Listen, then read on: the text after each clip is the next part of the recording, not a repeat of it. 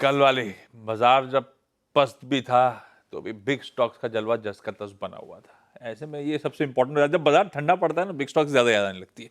कौन कौन से रडार पर रहेंगे? पहले रेड से शुरुआत करते हैं, उसके बाद ग्रीन पे आएंगे। ठीक है। पॉली कैप को मैं रेड ले रहा हूँ। मेरा एक बहुत फेवरेट स्टॉक था और बहुत लोगों ने बहुत पैसा इसमें बनाया भी था, लेकिन ना अब बताऊँ ना मैं, अब मुझे थोड़ा सा गुस्सा आ रहा है।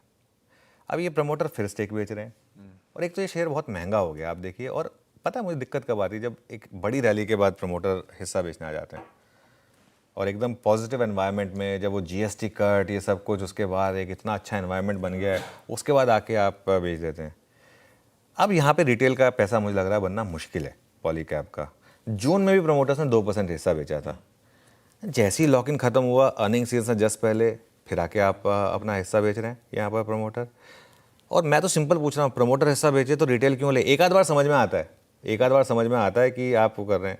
3 साल में आपने अपनी प्रमोटर होल्डिंग धीरे धीरे धीरे घटाते घटाते 5% कम कर दिए। ऐसा क्या हो गया? ठीक है, लेकिन जो भी है, मतलब अब ये वो वाली मार्केट नहीं है कि बस प्रमोटर आएगा धड़ल्ले से बेचेगा और लोग ले लेंगे। मैं ये भी नहीं कहूँगा कि जिस भाव में ब्लॉक हो रही है उसके आसपास आप लें। क्यों लें? रिटेल क्यों ले भाई? कोई लॉजिक नहीं है मेरे ख्याल से। आप बहती गंगा में हाथ धो रहे हैं, फिर धोइए, फिर और नीचे आने दीजिए स्टॉक को, मतलब करेक्ट होने दीजिए फिर आप इस स्टॉक को। ठीक है, टाटा मोटर्स को रेड में ले रहे हैं। एक बड़ी मुसीबत आई है जेएलआर के लिए। कल आई थिंक स्टॉक शायद कुछ हद तक प्राइसिंग कर रहा था इस चीज़ को। कल किस तरीके से कोलैप्स हुआ था टाटा मोटर्स। कल ऑटोज वीक थे, लेकिन टाटा मोटर्स अलग लेवल का वीक था कल। तो कहीं ना कहीं इन्होंने इंश्योरेंस कवर नहीं लिया साइबर अटैक से पहले, और एफटी की रिपोर्ट करिए 2 बिलियन पाउंड की चपत लगेगी इसकी वजह से। 2 बिलियन पाउंड, 20,000 करोड़ रुपए हो गया आशीष। ये टाटा बेचारा, इसकी किस्मत खराब है। घूम घूम के सरदर्द आ ही जाता कहीं ना कहीं से इनके पास। तो मतलब बीबीसी करेंगे पहले ही 50 लाख पाउंड का इम्पैक्ट था प्रोडक्शन रुकने की वजह से। ये पता नहीं मतलब आई होप कि कुछ क्लैरिटी आए टाटा मोटर्स तरफ से, क्योंकि अदरवाइज बहुत बड़ा नेगेटिव है ये। लुपिन को मैं ग्रीन में ले रहा हूँ। हो सकता है आज का हीरो ऑफ द डे हो लुपिन। ये स्टॉक 1 साल से नहीं चला है। इससे पहले शानदार रिटर्न्स दिए थे इसने। जब हमने इसको 600 रुपये पे हमने पहली बार उसकी बात की थी, और 600 से 2400 रुपये तक का एक वन वे मूव हमारे व्यूअर्स ने एंजॉय किया था। उसके बाद से ये स्टॉक 1 साल से नहीं चला है।